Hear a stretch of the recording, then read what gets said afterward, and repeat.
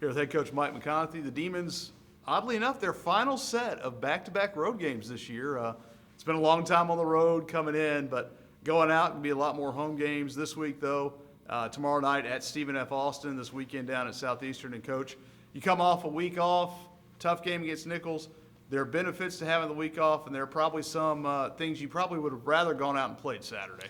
Well, I mean, it would have been nice to go out and play. I thought we came back after the Nichols loss and had some really good workouts. Nichols has got a very good team, and we're right there at 347, two points down, and just can't finish the game out. And but I think that we are identifying some things, and some people would say, well, Coach, you played 15 games. Don't you think maybe you figured out? Well, one of the issues is you're playing a league game. We're 1-3 in the league. Each game we were in, we had the opportunity to win. Without a doubt, we were in the games. It wasn't a situation that we weren't involved in the game without a chance to. But you've got to identify what each team does, and every team is different. Well, it's hard to identify that in guarantee games, and I don't know any other way to say that. It's hard sometimes to identify that because what you see in a guarantee game may not fare well in league play, or it could be the other way around. And we've identified some things that we think are helping us, will help us, and we've got some good play coming, guys starting to come around now that we're getting through those games and getting the league. I think Jamari Gregg has stepped up his game. Larry Owens has stepped up his game. Even after Spokane, he's had some good games. So, Trenton Masters had some good games. We've got to get that third and fourth and fifth guy that's contributing points to what's going on. Jovan Zalavaba's had two really, really solid games. Jairus Roberson's had a couple of really, really good games. So there's a lot of parts that we just got to get on the same page to where we can be successful. And do it consistently. Right. You guys have had to, speaking of consistently, a team that's consistently one of the best in this league in Stephen F. Austin. You go over there tomorrow night. We know they're a challenge. Coach Keller, I know you and he are very close. What do you see from the Lumberjacks just as they continue to be one of the top programs in this conference? Just hard-nosed, really pound the ball inside, shooting 67% from 2-point field goals, pretty strong. And I think it's like fifth in the country. Three-point shooting is not quite as well. I think their overall field goal percentage is around 14th in the country. So they do a great job of that.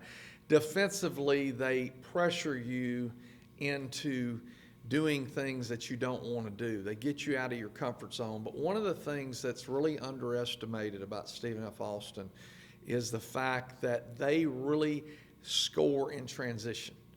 And they love to score in transition, whether it's off a steal, whether it's off a rebound.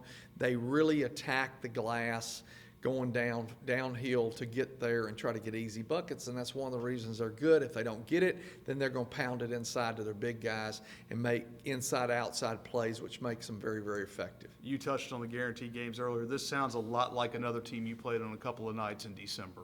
Oh yeah, no doubt about it. They're really, really good, and they get after it, and they can score the basketball from the perimeter, but they pound it inside, and that definitely they do sound like that team up there in Washington.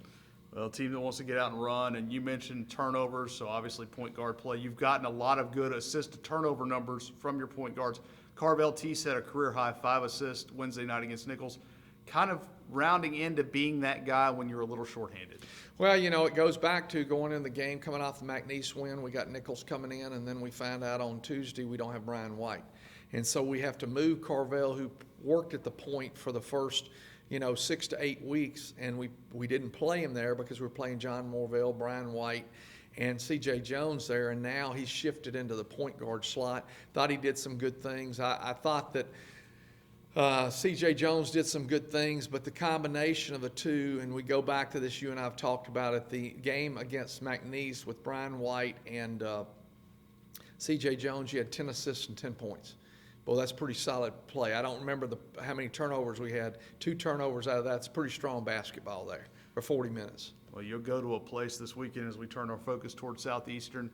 I don't know how much you can carry over, and you look at this type of thing. It was not a good matchup. You lost both games against them last year. but individually, Trenton Massner had a career day down there. Jovan Zellenbaba at that point had what was a career day for him. Can guys like that maybe look at a jersey or look at an arena and something kind of snaps? I hope so, but I hope they don't look at the lights. If you remember, we had an 1.5-hour light delay in that game and came back and were able to get back in the game. Actually took a lead before we ended up losing in the last minute.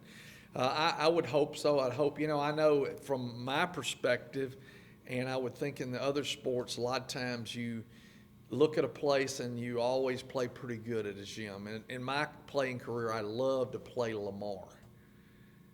It didn't matter where we played them. I loved to play Lamar. I don't know why. Billy Tubbs was a coach there, but it may have had something to do that I had pretty good nights there. I don't know why that is, but I had one good night when I was like a sophomore, and every time we played them, I always was comfortable playing Lamar. So I would hope that they would look at that team and they would say, hey, I'm going to come out here and I'm going to have a great night tonight. When you look at that, is it a similar type roster to what they had last year? You've mentioned so many times this year and throughout your career, it's all about matchups. Yeah, the thing about Southeastern's game last year was Von Julian. I mean, you can take him, keep him there, and take him out of the game, and it's not the same game. And the reason is we recruited Von, and Von chose Tulane, and then he ended up at Southeastern. We didn't have a scholarship that we could give him. We'd love to have had Von Julian. And I mean, he just always had great games against us. And it was kind of frustrating, to say the least, because I lost to him when I didn't get him when he went to Tulane, and then I ended up losing to him on a regular basis when he was there at Southeastern. A good young man, and did a good job for them. So what do you see from the Lions minus Von Julian this year? They shoot the ball pretty well in some areas, and they've got some interior play.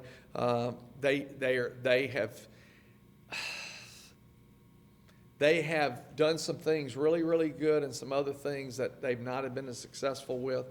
I think Coach Kiefer does an excellent job. I think they really execute. I know that a year ago they executed us to death off of an interior pick where they kept getting the ball inside and we kept getting hung up. So I'm sure that that'll be their number one play in their playbook.